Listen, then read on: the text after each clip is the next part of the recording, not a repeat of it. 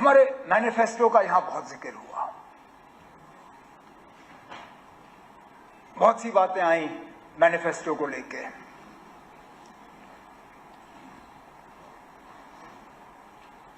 हमने सोच समझ के वो डॉक्यूमेंट तैयार किया। जम्मू कश्मीर के आवाम के साथ वो हमारा वादा है।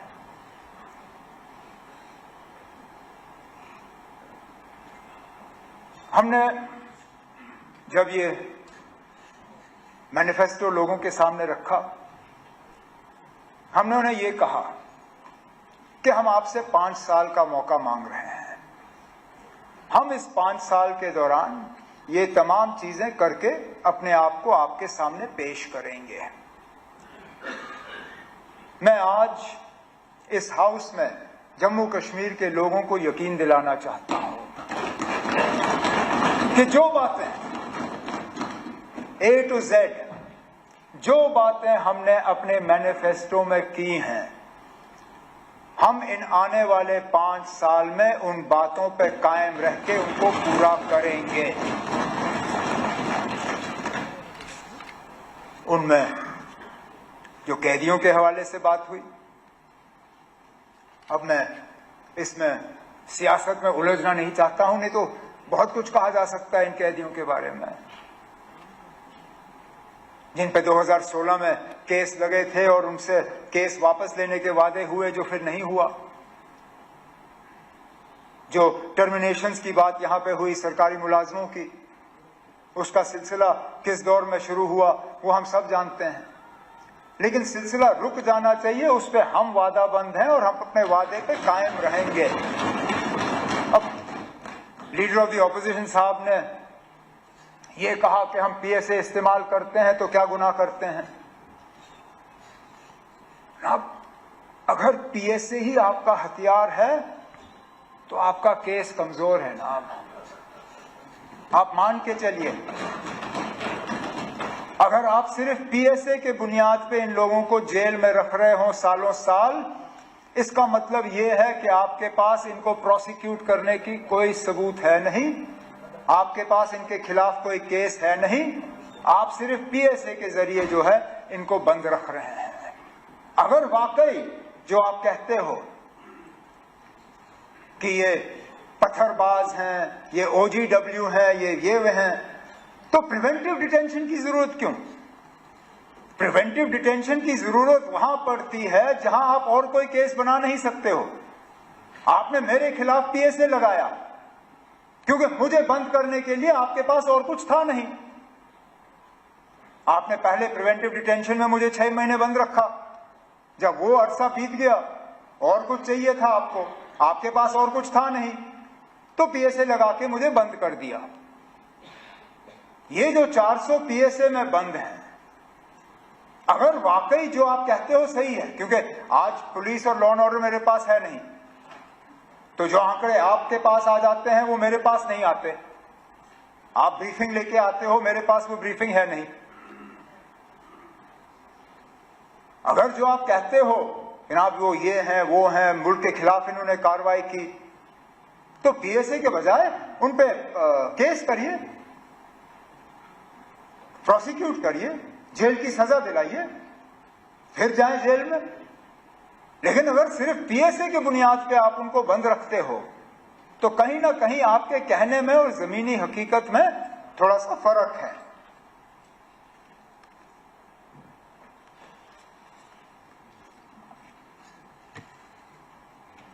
$370 के हवाले से बहुत बात हुई।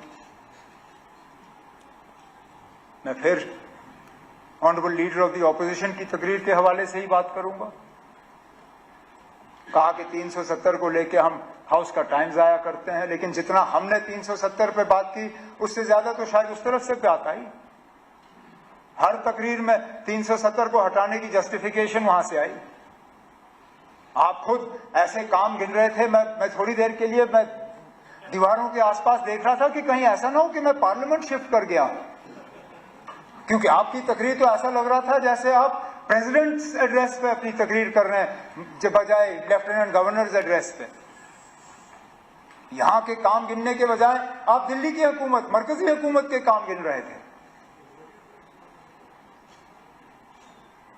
आपने ये आपने बड़े बड़े प्रोजेक्ट्स के हवाले से बात की, कोई रिंग रोड, कोई ये रोड, कोई वो रोड, कोई ये। मैं आपसे सिर्फ एक सवाल पूछता हूं ना, आप मुझे ये बताइए, इनमें से कौन से ऐसे काम हैं जो बिना 370 हटाए नहीं मुमकिन होते? बताएं, क्योंकि आज तक मुझे इस सवाल का जवाब नहीं मिला है। आप जो काम गिनते हो, IIT, IIM, AIIMS, ring road, ये बाकी चीजें, इनमें से ज्यादातर वो काम हैं जो 2019 से पहले शुरू हुए, लेकिन मैं उस झगड़े में पड़ूंगा ही नहीं। मैं आपसे ये पूछता हूं ना, मुझे बताइए वो कौन सा ऐसा डेवलपमेंट रिलेटेड काम हुआ है जो 370 हटने से पहले मुमकिन नहीं था? डेवलपमेंट के लिहाज से कौन सी बेहतरी आई?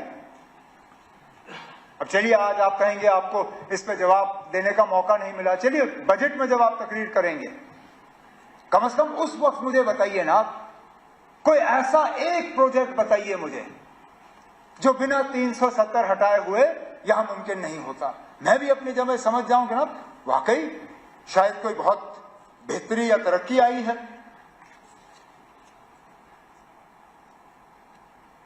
पॉलिटिकल रिजर्वेशन के हवाले से बात हुई, आप 370 हटा तब पॉलिटिकल रिजर्वेशन मुमकिन हुआ।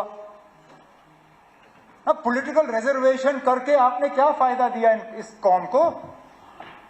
आप मेरे जो हमारे गुजर यहां पे कम्युनिटी से ताल्लुक रखते हुए MLAs हैं, उनके तरफ इशारा करके कहा कि ना हमने आपको बहुत बड़ा फायदा दिया जो पॉलिटिकल रिजर्वेशन दिया आपको। और इनकी तादाद गिनिए ना, आज कितने हैं? 6 हैं।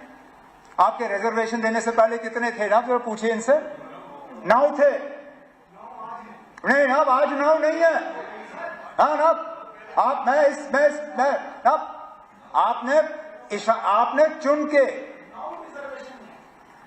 आपने चुन के गुजर कम्युनिटी को कहा, आप थे ना, आपने इनको कहा, आपने अब आप अपनी बात को दूसरे अंदाज में पेश करेंगे, लेकिन मैं हाउस में मौजूद था। आप थे ना, आप बैठिए ना, आप बैठे। आपने उस वक्त हमारे तरफ उंगली करके ये कहा कि इन लोगों ने आपको, मतलब गुजरों को, ST का दर्जा देने के बाद भी पॉलिटिकल रिजर्वेशन नहीं दी। ये कहा आपने ये नहीं कहा कि हमने 9 सीटें पॉलिटिकल रिजर्वेशन दी। आपने गुजर कम्युनिटी को कहा कि आप लोगों को ST का दर्जा मिला था, लेकिन इन लोगों ने आपको पॉलिटिकल रिजर्वेशन नहीं दी। उसके बुनियाद पे मैं आपसे पूछता हूं ना कि पॉलिटिकल रिजर्वेशन देके आपने फायदा क्या दिया? उस वक्त 9 थे, अब 6 हैं। अब आप कहोगे पहाड़ियों की आबादी बढ़ गई, यहां तादाद बढ़ गई, लेकिन इसमें से 2 तो मेरे साथी ऐसे हैं जो ओपन सीटों में जीत के आ गए, तो कोई ऐसा तूफान नहीं। तो मैं फिर इस बात पे आता हूं ना कि 370 हटाने के बाद कौन सा ऐसा करिश्मा हुआ जिसकी बुनियाद पे आप कहोगे जनाब कि जमीन आसमान का फर्क पड़ा, बहुत फायदा हुआ लोगों को। फिर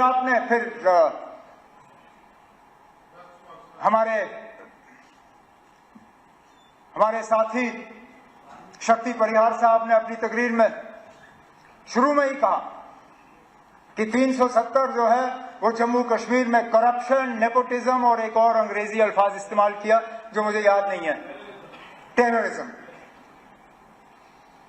चलिए एक सेकंड के लिए टेररिज्म, मैं ये जब टेररिज्म की मैं बात सुनता हूं तो मैं थोड़ा परेशान।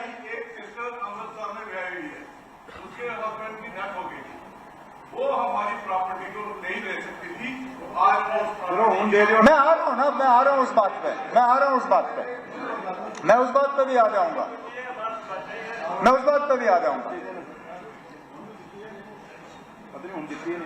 टेररिज्म। अभी तक तो लीडर ऑफ द ऑपोजिशन साहब कह रहे थे कि यहां पे टेररिज्म के लिए पाकिस्तान कसूरवार है, इसलिए हम पाकिस्तान से बात नहीं करेंगे। लेकिन शक्ति परिहार साहब कहते हैं कि टेररिज्म यहां पे 370 की बदौलत है। अब खुदारा मुझे बताइए ना, टेररिज्म 370 की बदौलत है या पाकिस्तान की बदौलत? अगर टेररिज्म 370 की बदौलत है तो फिर पाकिस्तान से बातचीत के लिए आपको एतराज क्यों? और अगर पाकिस्तान कसूरवार है 370 के लिए, टेररिज्म के लिए, तो फिर 370 को इसके लिए दोषी क्यों ठहराते हो? और 370 को हटाने के बाद जो बिलखसूस जम्मू में टेररिज्म बढ़ी, उसके लिए कौन कसूरवार? जिन इलाकों को मैं दावे से कहता हूं हमने अपनी हुकूमत, कांग्रेस नेशनल कॉन्फ्रेंस की हुकूमत, जिसमें सलातिया साहब और श्यामलाल शर्मा साहब मेरे साथ मंत्री थे, इतना बड़ा जम्मू का हिस्सा हमने पूरा जी टेररिज्म से मुक्त किया था। पूछिए इनसे, कम से कम इस बात पर तो ये इनकार नहीं कर सकेंगे। कब हुए जम्मू शहर में हमले जब हम मंत्री थे? कब हुए रियासी में हमले जब हम मंत्री थे? कब हुए यात्रियों पे हमले जब हम मंत्री थे? कब हुए रजौरी बाजार में हमले जब हम मंत्री थे? नहीं हुए। मैं गिनना नहीं चाहता हूं, नहीं तो गिनने की, अगर मैं गिनना शुरू कर गया तो फिर कोई एंड नहीं होगा इसका। लेकिन वो मेरा कहने का मतलब ये है ना, अगर अकेले 370 ही जम्मू कश्मीर में टेररिज्म के लिए जो है कसूरवार है, तो हटाने के बाद बंद हो जाना चाहिए था।